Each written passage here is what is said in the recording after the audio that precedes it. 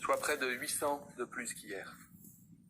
À l'heure à laquelle je vous parle, 79 personnes sont décédées, 154 malades se trouvent toujours dans un état grave, notamment dans les services de réanimation. Et permettez-moi ce soir d'avoir une pensée particulière pour ces malades qui se battent contre la maladie, pour leurs familles et pour les soignants qui sont à leur chevet, jour et nuit. Nous comptons heureusement de nombreux patients guéris de cette infection. En définitive, et je le rappelle, ce sera le cas, la guérison, pour 98% d'entre eux. Nous constatons néanmoins que la propagation du virus sur notre territoire s'accélère, particulièrement dans certaines régions. Nous savons surtout que nous ne sommes qu'au début de l'épidémie. Je l'ai déjà dit, nous raisonnons en permanence à partir des données scientifiques, des données sanitaires. Ces données nous montrent que l'épidémie, je vous le disais, est installée en France et plus largement en Europe. Ces données nous montrent également que malgré les mesures que nous prenons, l'épidémie progresse, c'était attendu. Nous consultons régulièrement le conseil scientifique que nous avons installé et prenons ainsi des décisions éclairées de leur avis. Si nous savons que l'évolution de l'épidémie est rapide et réelle, ses effets sur notre population et notre système de santé peuvent encore être modérés. L'accélération n'est pas qu'une affaire de chiffres ou de courbes. Elle est une réalité que vivent désormais nos concitoyens au quotidien. Une réalité pour nos professionnels de santé en première ligne face aux malades. Une réalité pour nos personnes âgées et fragiles qui vivent dans la crainte et désormais la contrainte. Celle de rester chez elles, celle de limiter leurs contacts, parfois même celle de s'isoler de leurs proches.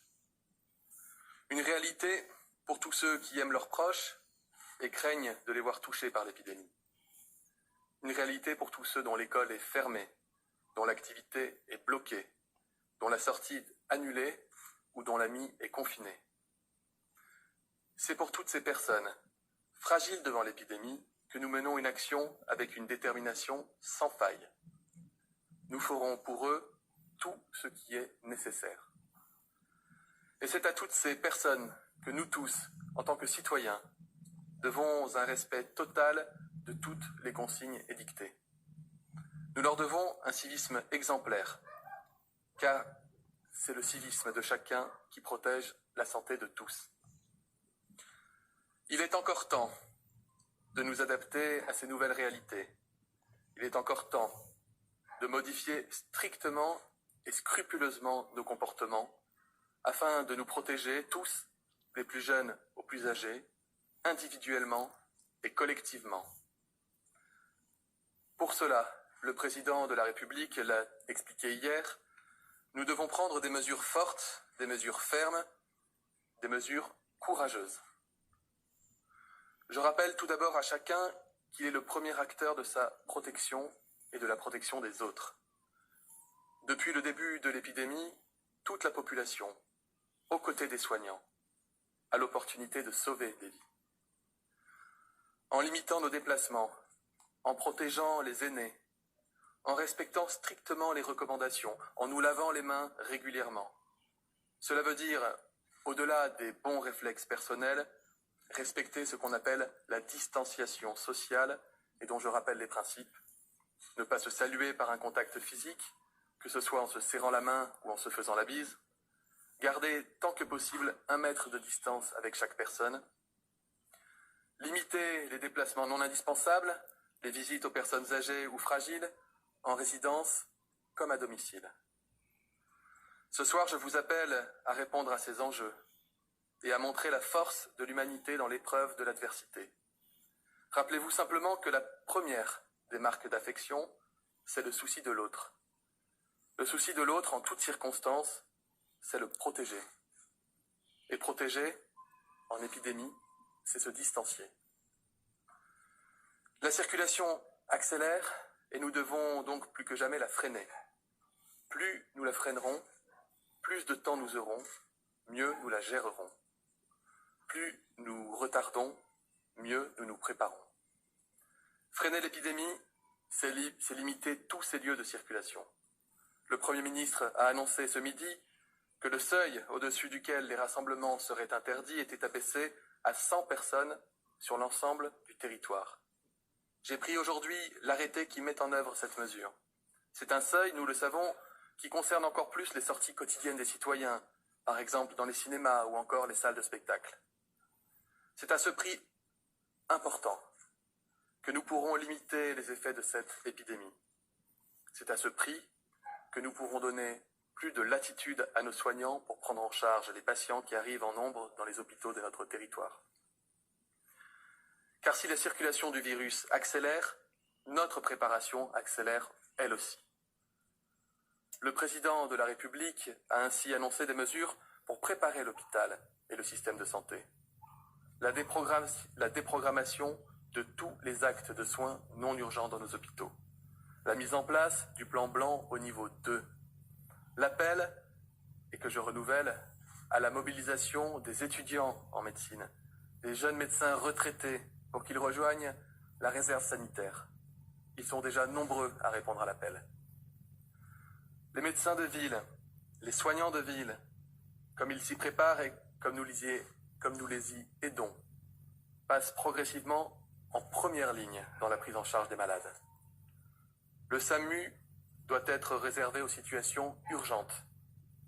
Si vous présentez simplement des symptômes, sans risque immédiat, il faut privilégier le contact avec votre médecin traitant. Si vous avez une question non médicale, il faut privilégier le numéro vert, ouvert H24, le 0800 130 000. Si vous ne trouvez pas de médecin disponible, la simplification de la télémédecine est en cours et les téléconsultations sont tout à fait possibles. La distribution des masques répond à une logistique complexe dont je fais une priorité. Protéger nos soignants, c'est nous protéger nous-mêmes. C'est pour cela que nous avons déjà distribué à l'ensemble des professionnels de santé 25 millions de masques et que nous continuons et continuerons à le faire. Sur la base d'un avis du Haut Conseil de santé publique, j'ai choisi de mettre en place une stratégie efficace de gestion et d'utilisation des masques sur tout le territoire national. La priorité est donnée aux professionnels de santé, qui sont en première ligne pour prendre en charge les malades.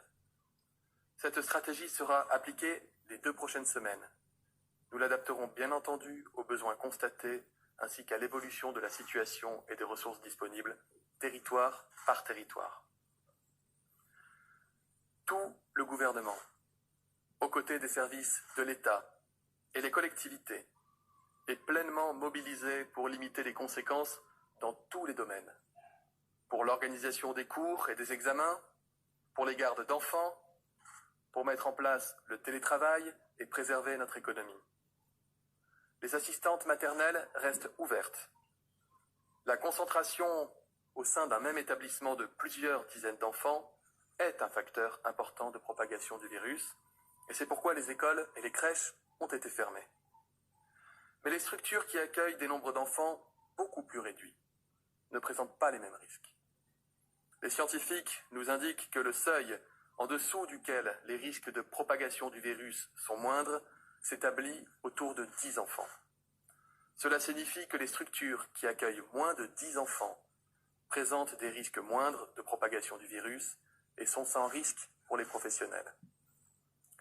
Partant de ces avis scientifiques, nous avons donc pris les décisions suivantes en coopération avec ma secrétaire d'État, Christelle Dubos. Les établissements d'accueil du jeune enfant accueillant plus de 10 enfants sont fermés. Sont donc concernées les crèches, les maisons d'assistantes maternelles accueillant plus de 10 enfants. Les assistantes maternelles exerçant en maison d'assistantes maternelles bénéficieront de l'activité partielle. Nous allons le mettre en place très rapidement. En revanche, les structures qui accueillent moins de 10 enfants doivent être maintenues. C'est le cas des micro-crèches, elles restent donc ouvertes. Et c'est bien sûr le cas des assistantes maternelles qui peuvent ainsi maintenir leur activité.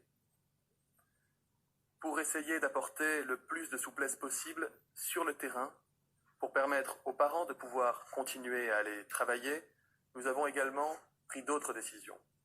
D'abord, garantir que les enfants des personnels essentiels pour notre système de santé et de prise en charge des personnes les plus vulnérables puissent être accueillis lundi dans les écoles et les collèges, ainsi que dans les crèches. Il n'y aura pas de classe, mais des enseignants seront présents dans ces établissements pour accueillir les enfants des personnels essentiels à la santé du pays. Les rectorats et les préfets sont chargés de mettre en place le maintien de cet accueil localement. Pour les enfants de moins de 3 ans, nous souhaitons que les assistantes maternelles puissent être particulièrement mobilisées.